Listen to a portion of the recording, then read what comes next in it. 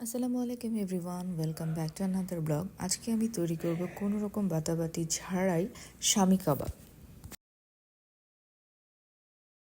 প্রথম উপকরণ হচ্ছে বুটের ডাল। আমি প্রথমে 1 কাপ বুটের ডাল নিয়ে সেটি ভালোভাবে ধুয়ে নিচ্ছি। ডালটা কয়েকবার পানি পাল্টিয়ে ধুয়ে নিতে হবে। ডালটা ভালো করে ধোয়া হয়ে গেলে আমি ডালটাকে 3 থেকে 4 ঘন্টা ভিজিয়ে রাখবো।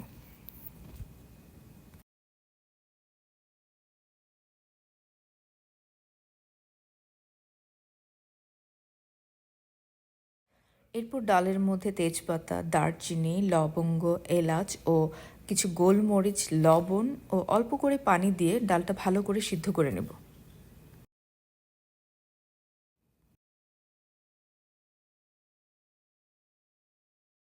পাতা কুচি, পুদিনা পাতা কুচি, কাঁচামরিচ কুচি ও কিছু গরম মশলা নিয়ে নিয়েছি।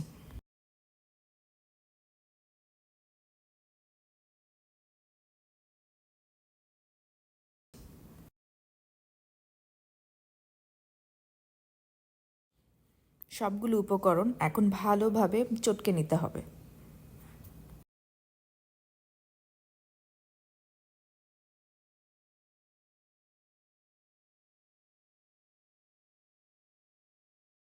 ভালোভাবে মাখা হয়ে গেলে সিদ্ধ করে রাখা ডালগুলো দিয়ে ভালো করে মথে নিতে হবে।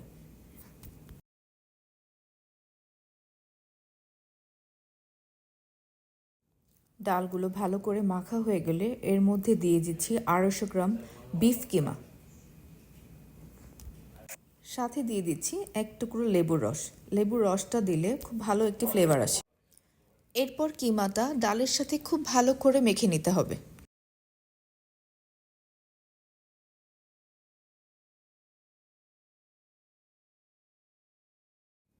মাখাতে মাখাতে এর মধ্যে কিছু পরিমাণ তেল দিয়ে দিতে হবে।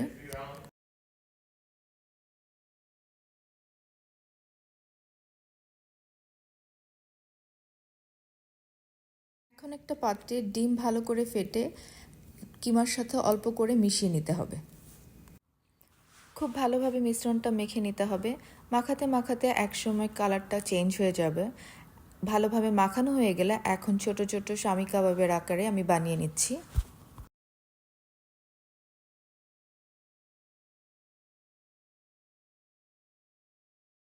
চুলায় একটি পাত্রে তেল গরম দিয়ে দিয়েছি। তেলটা খুব ভালোভাবে গরম হলে আমি কাবাবগুলি ভাজবো। মনে রাখতে হবে তেল ভালো মতো গরম না হলে কাবাব কিন্তু ভেঙে যেতে পারে। তো প্রথম যখন আমরা দিব তখন অবশ্যই তেলটা ভালো করে গরম করে নিতে হবে।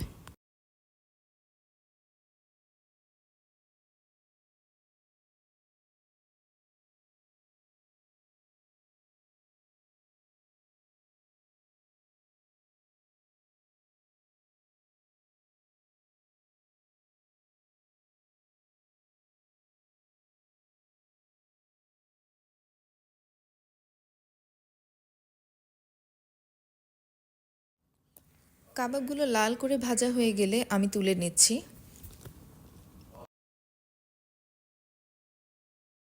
তৈরি হয়ে গেল কোনো রকম ব্লেন্ডার বা বাটাবাটির ঝামেলা ছাড়াই শামি কাবাব। ভালো লাগলে অবশ্যই লাইক, কমেন্ট ও শেয়ার দিয়ে পাশে থাকবেন। আজকের মতো এই পর্যন্তই। আল্লাহ হাফেজ।